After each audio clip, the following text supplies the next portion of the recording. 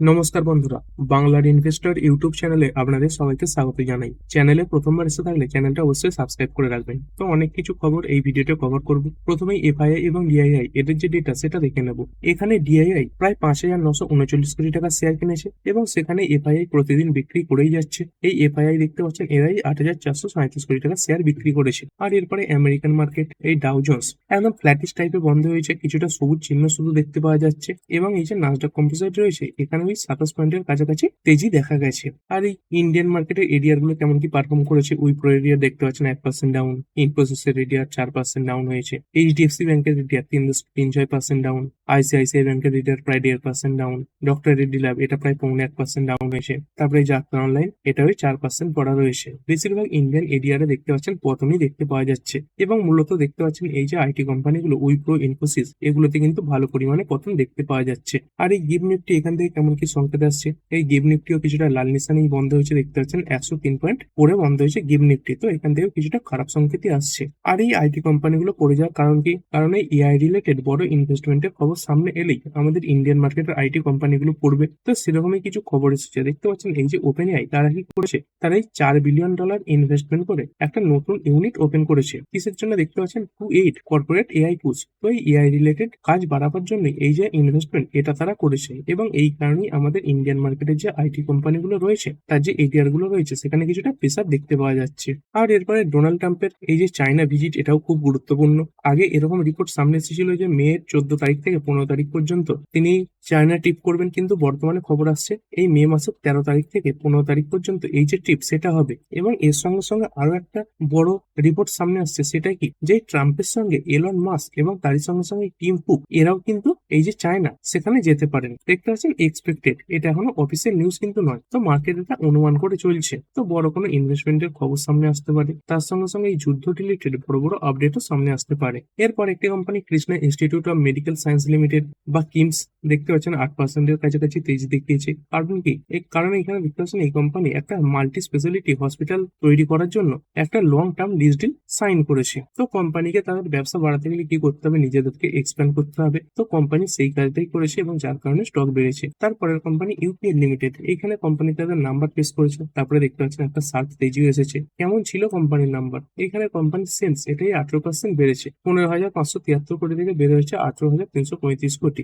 এবং যদি নেট প্রফিটের কথা বলি এটাও ভালো পরিমাণে বেড়েছে, 1,079 কোটি নেট প্রফিট বেড়ে হয়েছে 1,294 কোটি। এবং তারই সঙ্গে সঙ্গে যদি কোয়ার্টারলি কথা বলি, কোয়ার্টারলি এই যে নাম্বারগুলো এগুলো যথেষ্ট ভালো এবং এই ভালো নাম্বার আসার পরেই স্টকে কিছুটা তেজি এসেছে। তারপরে একটি company Anantraj limited, data centre related company একটা। এইখানে কেমন নাম্বার কোম্পানি, এইখানে সেলসে 20% জাম দেখতে পাওয়া গেছে, 541 কোটি সেলস বেড়ে হয়েছে 647। এবিটাও দেখতে পাচ্ছেন ইয়ার অন ইয়ার 18% বাড়া এবং নেট প্রফিট এটাই 119 কোটি থেকে বেড়ে হয়েছে 149 কোটি। এখানে প্রায় 24%-এর কাছাকাছি জাম দেখতে পাওয়া গেছে। তারই সঙ্গে সঙ্গে কোয়ার্টারলিও কোম্পানির যে সেলস এটা বাড়া এবং নেট প্রফিট এটাও বাড়া। এবং এই সঙ্গে সঙ্গে দেখতে পাচ্ছেন এই কোম্পানি ডিভিডেন্ডের ব্যাপারে ঘোষণা করেছে, তার সঙ্গে সঙ্গে এই ডিমার্জারের প্ল্যানও সামনে রেখেছে। চলুন দেখে নিই। এই কোম্পানি দেখতে পাচ্ছেন প্রথমেই 1 টাকা করে ডিভিডেন্ড দেওয়ার ব্যাপারে ঘোষণা করে দিয়েছে, তারই সঙ্গে সঙ্গে দেখতে পাচ্ছেন একটা ডিমার্জারের প্ল্যানও তারা সামনে রেখেছে। তো কি কি ডিমার্জ করবে, এই যে অনন্তরাজ কোম্পানিটা মূলত এই রিয়েল এস্টেট এই সেগমেন্টেই কাজ করতো, পরবর্তীকালে এই ডেটা সেন্টার এই সেক্টরেও তারা কাজ করতে শুরু করে। তো এই যে দুটো ব্যবসা রয়েছে রিয়েল এস্টেট এবং তারই সঙ্গে সঙ্গে ডেটা সেন্টার,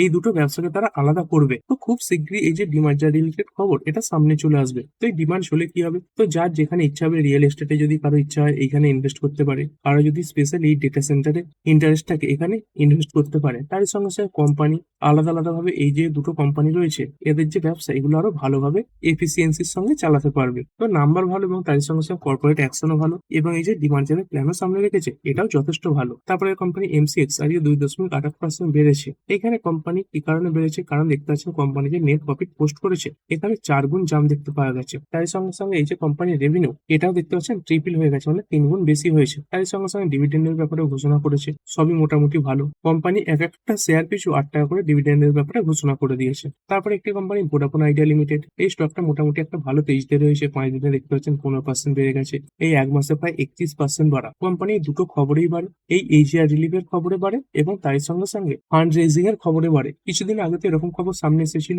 যে গভর্নমেন্ট এই কোম্পানি কিছু এজিআর ডিউ মুকুব করে দিয়েছে, তবে সবটা নয়, 87,000 কোটি টাকার মতো ছিল, সেখান থেকে 64,000 কোটি টাকা দিতে হবে। এবং তারপরে আজকে কি খবর এসেছে যা দেখতে পাচ্ছেন, parent plans two boost capital position, মানে এই ভোডাফোন আইডিয়া এদের যে পেরেন্ট কোম্পানি রয়েছে তারা এই কোম্পানিতে কিছু ক্যাশ ঢালতে পারে, তো সেই খবরে স্টকটা বেড়েছে। আর এগুলো কিন্তু রিপোর্টের মাধ্যমে সামনে আসে। কিন্তু তারপরে কি খবর সামনে এসেছে দেখতে পাচ্ছেন, এই ভোডাফোন আইডিয়া তারা এই ক্ল্যারিফিকেশন সামনে রেখেছে, নো কমিউনিকেশন ফ্রম পেরেন্ট, মানে পেরেন্ট কোম্পানির তরফ থেকে এই ব্যাপারে তাদের কাছে কোনো কমিউনিকেশন আসেনি অন ট্রেজারি স্টক ট্রান্সফার। তো এই স্টক ট্রান্সফার এই যে ব্যাপারটা সেটা কিন্তু এখন ভোডাফোন আইডিয়া এরা অস্বীকার করেছে। তো আজকে যেমন তেজি ছিল, আগামীকাল এই খবরে কিছুটা পতনও আসতে পারে। তারপর একটি কোম্পানি বাজাজ হেলথকেয়ার লিমিটেড, খুবই খারাপ নাম্বার ছিল, 10% ক্র্যাশ করে গেছে। এইখানে দেখতে পাচ্ছেন কোম্পানির সেলস এটাই 1% পড়া 154 কোটি থেকে পড়েছে 153 কোটি। কিন্তু যদি নেট প্রফিটের কথা বলি দেখতে পাচ্ছেন আগে কোম্পানি প্রফিটেবল ছিল, 11 কোটির প্রফিট, এর আগের কোয়ার্টারে 15 কোটির প্রফিট, এবং এবারে কোম্পানি এই 22 কোটি লস পোস্ট করেছে। তাই নাম্বার খারাপে স্টকটা পড়েছে। তারপরে আজকের দিনে আরো অনেক কোম্পানি নাম্বার পেশ করেছে, যেমন এই নুভামা ওয়েলথ, এইখানে কোম্পানির সেলস 13% বাড়া, 1120 কোটি থেকে বেড়ে 1269 কোটি হয়েছে, এবং এই নেট প্রফিট এটাও কিছুটা বেড়েছে, 255 কোটি থেকে বেড়ে 269 কোটি হয়েছে, এটা 5% বেশি। তবে যদি কথা বলি কোম্পানির যে প্রফিট মার্জিন এটা কিন্তু খারাপ হয়ে গেছে, 51% প্রফিট মার্জিন পড়ে হয়েছে 50%, যেটার আগে কোয়ার্টারে ছিল 55%। তো এই প্রফিট মার্জিন পড়ে যাওয়াতে এই যে নাম্বার সেটা খারাপের দিকে এসেছেই বলবো। তারপরে পরাদীপ ফসফেট লিমিটেড, এইখানে কেমন নাম্বার, এখানে কোম্পানির সেলস 12% বেড়েছে, 4194 কোটি থেকে বেড়ে 4702 কোটি, কিন্তু কোম্পানির নেট প্রফিট এটা আবার পড়ে গেছে, 172 কোটি থেকে নেট প্রফিট পড়েছে 156 কোটি, যেটা আগের কোয়ার্টারের তুলনাতেও কম। অর্থাৎ এখানে নেট প্রফিটে ইয়ারলি এবং কোয়ার্টারলি পতনই দেখতে পাওয়া গেছে, তো এটাও কিছুটা নেগেটিভ দিকে এসেছে। তারপরে কোম্পানি ইন্ডিয়ান হোটেলস কোম্পানি, এইখানে কোম্পানির নাম্বার কেমন, এখানে সেলস দেখতে পাচ্ছেন 14% বেশি, তবে কোয়ার্টারলি কিছুটা ডাউন, এবং এই নেট প্রফিট এটাই 563 কোটি থেকে ইয়ার অন ইয়ার বেড়ে 645 কোটি এলেও কোয়ার্টারলি কিন্তু অনেকটা ডাউন হয়েছে। তো এখানে একটা মিক্সড নাম্বার এই কোম্পানি পেশ করেছে।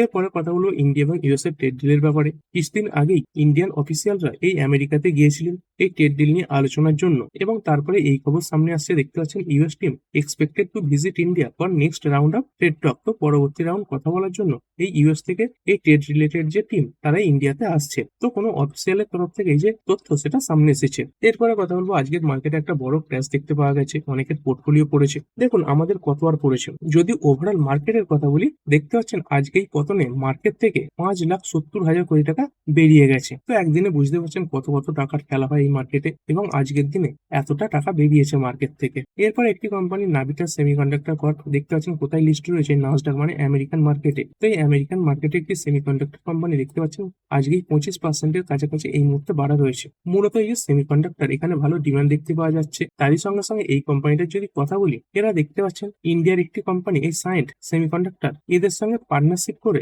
এই যে জ্ঞান পাওয়ার আইসি সেটা লঞ্চ করেছে। দেখতে পাচ্ছেন science semiconductor launches India's first জ্ঞান পাওয়ার আইসি ফ্যামিলি লেভারেজিং নেভিটেস টেকনোলজি। নেভিটেস টেকনোলজি এদের সঙ্গে পার্টনারশিপ করেছে। তো এই জ্ঞান পার্টনারশিপ এটা অ্যাকচুয়ালি কি, দেখতে পাচ্ছেন গ্যালিয়াম নাইট্রাইট পাওয়ার আইসি। তারপরে গোল্ড এবং সিলভার, মোদিজি তো আজকের দিনে মানুষকে রিকোয়েস্ট করেছেন, মানে আমাদের ভারতবাসীদের, যাতে আমরা পরবর্তী 1 বছরের জন্য এই গোল্ড না কিনি। মূলত এই গোল্ড বিদেশ থেকে আনতে গেলে কি করতে হয়, এই যে ফরেক্স রিজার্ভ সেটা অনেক কমে যায়, এবং বর্তমানে আমাদের ইন্ডিয়ার যে ফরেক্স রিজার্ভ সেটা তলানিতে চলে এসেছে।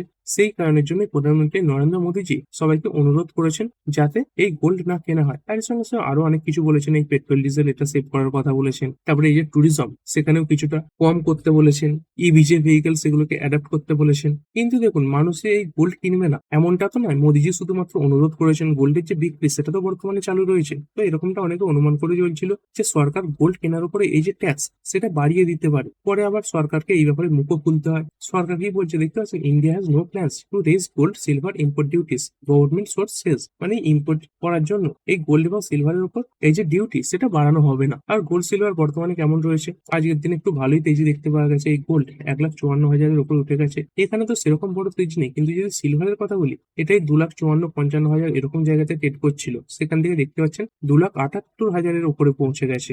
সিলভার একটা ভালো জাম্প চলে এসেছে। তারপরে কথা বলবো এই ডোনাল্ড ট্রাম্পের ব্যাপারে, ইউএস ইরান যুদ্ধের ব্যাপারে। বর্তমানে রিপোর্ট কি রয়েছে, ডোনাল্ড ট্রাম্প একটাই কথা বলেছেন, কি সিজ fire with Iran one massive life support, মানে এই যে সিজ ফায়ার সেটা একটা বর্ডারে এসে দাঁড়িয়ে রয়েছে, দুজনের দিকে আস্তে আস্তে ছোটখাটো অ্যাটাক করা শুরু করেছে, যে কোনো সময় এই যে সিজফায়ার সেটা ভেঙে যেতে পারে, এবং এই সঙ্গে সঙ্গে তিনি ডিলের কথাও বলছেন, অর্থাৎ কোনো গ্যারান্টি কিন্তু নেই। হঠাৎ করে একটা বড় ডিলও সামনে চলে আসতে পারে, যুদ্ধ পুরোপুরি বন্ধ হয়ে যেতে পারে, এবং তারই সঙ্গে সঙ্গে আবার নতুন করে বড় যুদ্ধ শুরু হয়ে যেতে পারে। আর এরপরে কোয়ার্টার পরের নাম্বার, আগামীকাল অনেক বড় বড় কোম্পানি তাদের নাম্বার পেশ করতে চলেছে। তাদের মধ্যে কিছু কোম্পানি দেখবো বার্জার পেন্টস, ক্লিন ম্যাক্স রয়েছে, Cohance life sciences, Dixon tech, doctor Reddy lab, তারপরে Elantas Beck, Ethos, Europratik sales, Gopal snacks, GTL infra, INOX India, Kalpataru, KPR mill, তারপর ক্রস রয়েছে, lotus developers, mac financial service, MobiKwik, MTAR tech, Nazara tech রয়েছে, Neuland lab, Novartis, park hospitals, Pfizer, Religare, Easton developers, Sagility, Stovekraft, Subex, Tata power, এমএসওরেল,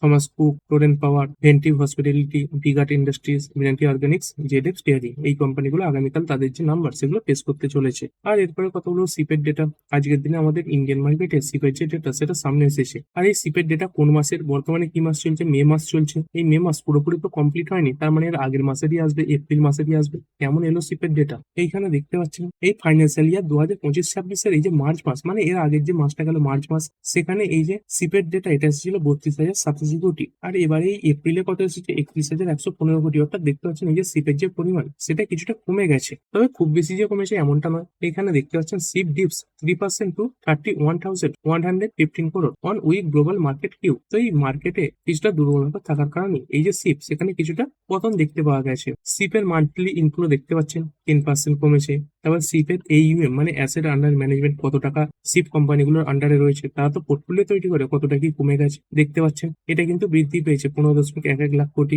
সেখান থেকে বেড়ে 16.85 লাখ কোটি হয়েছে, প্রায় 11% jump. মানে সব যে তাদের কাছে টাকার পরিমাণ সেইটা বলা হচ্ছে। সিপ অ্যাকাউন্টের পরিমাণ কিছুটা কমেছে, 0.72% কমেছে দেখতে পাচ্ছেন কন্ট্রিবিউটিং সিপ অ্যাকাউন্টস। তবে স্টপেজ রেশিও এটা পড়েছে, এটা কিছুটা ভালো, 101% ছিল, পড়ে হয়েছে 97%। এবার যদি ফান্ড ওয়াইজ দেখি, দেখতে পাচ্ছেন স্মল ক্যাপ ফান্ড এখানে প্রায় 10% ইনফ্লো এসেছে, মানে বেড়ে গেছে আগের থেকে। এই মার্চ 2026-এ 6,263 কোটি ইনফ্লো এসেছিল, এই এপ্রিল 2026-এ দেখতে পাচ্ছেন 6,885 কোটি হয়েছে, প্রায় 10% জাম্প। মিড ক্যাপ ফান্ড এখানেও বাড়া, 8% বেশি।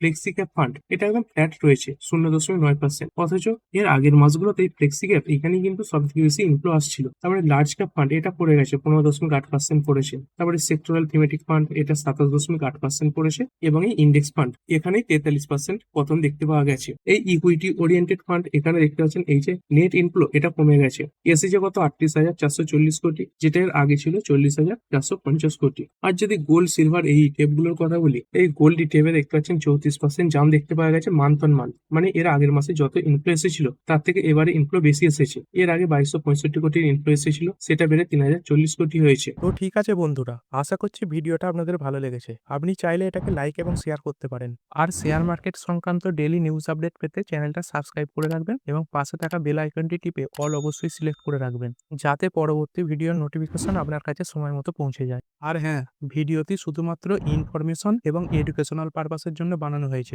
আমি সেবি রেজিস্টার্ড নই, তাই কোনো প্রকার শেয়ারে কোনো প্রকার বাই, সেল, হোল্ড বা অ্যাভারেজ করার কোনো সিদ্ধান্ত নেওয়ার আগে আপনার যে ফাইন্যান্সিয়াল অ্যাডভাইজার আছে তার সঙ্গে অবশ্যই আলোচনা করবেন। দেখা হচ্ছে পরের ভিডিওতে। ধন্যবাদ।